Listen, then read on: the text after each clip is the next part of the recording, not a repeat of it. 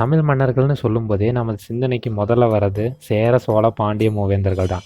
அதுலேயும் ஏதாவது ஒரு தமிழ் மன்னன் பேரை சொல்லுங்க அப்படின்னு சொல்லும்போது நமது சிந்தனைக்கு முதல்ல வர்றது அவர் பேர் தான். இவ்வளவு ஏன், அவர் வாழ்ந்தது 1000 வருஷத்துக்கு முன்னாடி இருந்தாலும் ராஜராஜ சோழன் அவர் பேரை சொல்லும்போது யாராக இருந்தாலும் ஒரு நொடி உடம்பு சிலிர்க்க தான் செய்யும். ராஜராஜ சோழனுக்கு உண்டான ஒரு தனிச்சிறப்பு என்னன்னு பார்த்தீங்கன்னா, வரலாற்றில் மற்ற எந்த மன்னர்களை விடையும் ராஜராஜ சோழனோட தரவுகள் ரொம்ப அதிகமாக கிடைக்கப்படுது. இப்போது சாதாரண ஒரு மன்னர் எடுத்துக்கிட்டிங்கன்னா, அவரோட வரலாறை பார்க்கும்போது அவர் இந்த காலத்துலேருந்து இந்த காலகட்டத்துக்குள்ளே வாழ்ந்திருக்காருன்னு தான் சொல்ல முடியும். ஆனால் ராஜராஜ சோழன் எடுத்துக்கிட்டிங்கன்னா, அவர் வாழ்ந்த அந்த காலகட்டத்துக்குள்ளே அவர் என்னென்ன சாதனைகள் பண்ணார், அவர் எத்தனை வருஷம் ஆட்சி பண்ணார், என்னென்ன போர் பண்ணார் அப்படின்னு சொல்லி எல்லாமே தெளிவாக இருக்குது. அவர்கிட்ட எத்தனை படை வீரர்கள் இருந்தாங்க, அவர் எத்தனை போரில் வெற்றி பெற்றார், அதுக்கு என்னென்ன வழிமுறைகள்லாம் பண்ணார் அப்படின்னு சொல்லி அவரோட நிர்வாக திறமை எல்லாமே அப்படி படிப்படியாக எல்லாத்தையுமே நம்ம ராஜராஜ சோழனை பற்றி தெரிஞ்சுக்க முடியும். இதுக்கெல்லாம் காரணம் என்னன்னு பார்த்தீங்கன்னா, ராஜராஜ சோழனோட கல்வெட்டுகள்.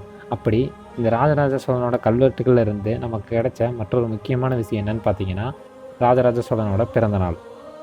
சரி, இவரோட பிறந்தநாள் எப்படி கண்டுபிடிக்கப்பட்டுச்சுன்னு பார்த்தீங்கன்னா, தஞ்சை பெரிய கோயிலில் உடையார் ராஜராஜ தேவர் திருச்சதய திருவிழா அப்படின்னு சொல்லி ஒரு விழா கொண்டாடினதுக்கான வரலாறு இருக்குது. அதே மாதிரி திருவையாற்றில் இருக்கிற உலோகமாதேவியார் கோவிலில் உடையார் திங்கள் திருச்சதய விழா அப்படின்னு சொல்லி ஒரு விழா கொண்டாடினதுக்கான வரலாறும் இருக்குது. அப்படி அங்கேருந்து செங்கல்பட்டு போனீங்கன்னா திருவிடந்தை வராக பெருமான் கோவிலில் வருஷம் ஆவணி மாதம் சதய நாளில் ராஜராஜன் திருவிழா அப்படின்னு சொல்லி 7 நாள் கொண்டாடினதுக்கான வரலாறும் இருக்குது. இதெல்லாம் எங்கேருந்து கிடைக்குதுன்னு பார்த்தீங்கன்னா, அந்த கோயிலில் இருக்கிற கல்வெட்டிலேருந்து எடுத்திருக்காங்க இந்த தகவல்களை. இதிலிருந்து ராஜராஜ சோழன் ஒரு சதய நாளில் பிறந்திருக்கார் அப்படிங்கிற விஷயம் தெளிவாகுது. ஒரு நிமிஷம், முதல்ல சதய நாள்னா என்ன அப்படின்னு தானே யோசிக்கிறீங்க. சதயம் அப்படிங்கிறது பஞ்சாங்கத்தில் சொல்லப்படுற 27 நட்சத்திரங்களில் 24வது வர ஒரு நட்சத்திரம். இந்த நட்சத்திரத்தில் எப்படி கால்குலேட் பண்ணுறாங்கன்னு பார்த்தீங்கன்னா, நிலா ஒரு முறை பூமியை சுற்றி வர்றதுக்கு எடுத்துக்கிற நாட்கள் 27 நாட்கள். அதனால் ஒரு நாளைக்கு ஒரு நட்சத்திரங்கிற வீதத்தில் 27 நட்சத்திரங்களை உருவாக்கியிருக்காங்க. ஒவ்வொரு நட்சத்திரம் வரும்போதும் நிலாவோட நிலை ஒவ்வொரு இடமா மாறிக்கிட்டே இருக்கும்.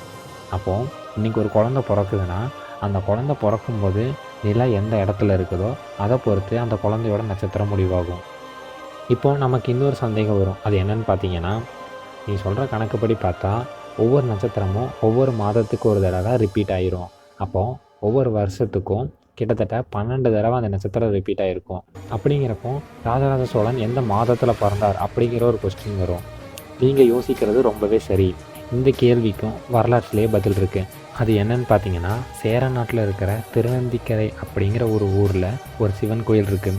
அந்த சிவன் கோயிலுக்கு தன்னோட பிறந்தநாளான ஐப்பசி திங்கள் சதய நாளில் விழா எடுப்பதற்காக ராஜராஜ சோழன் முட்டம் அப்படிங்கிற ஒரு ஊரை தானமாக கொடுத்ததா அங்கே இருக்கிற கல்வெட்டுகள் சொல்லுது. இதிலிருந்து ராஜராஜ சோழன் பிறந்தது ஐப்பசி திங்கள் சதய நாள், அதாவது ஐப்பசி மாதம் சதய நாளில் தான் பிறந்திருக்கார் அப்படிங்கிறது ரொம்ப தெளிவாகவே தெரிஞ்சு போச்சு. மேலும் இந்த வருஷம் ராஜராஜ சோழனோட பிறந்தநாள் எப்போ வருதுன்னு தெரியுமா உங்களுக்கு? அது இன்னும் கிட்டத்தட்ட ஒரு 10 நாளில் வரப்போகுது. அதாவது இந்த மாதம் அக்டோபர் 27வது நாள் தான் இந்த வருஷத்தோட ஐப்பசி திங்கள் சதய நாள். மேலும் இது ராஜராஜ சோழனோட 1035வது பிறந்தநாள். இன்றைக்கி உங்களுக்கு தெரியாத ஒரு புது விஷயத்தை சொல்லியிருக்கேன்னு நம்புகிறேன். இந்த காணொளி பிடிச்சிருந்துச்சுன்னா உங்கள் நண்பர்களுக்கு ஷேர் பண்ணுங்கள். யாழ் தமிழுக்கு சப்ஸ்கிரைப் பண்ணுங்கள். நன்றி, வணக்கம்.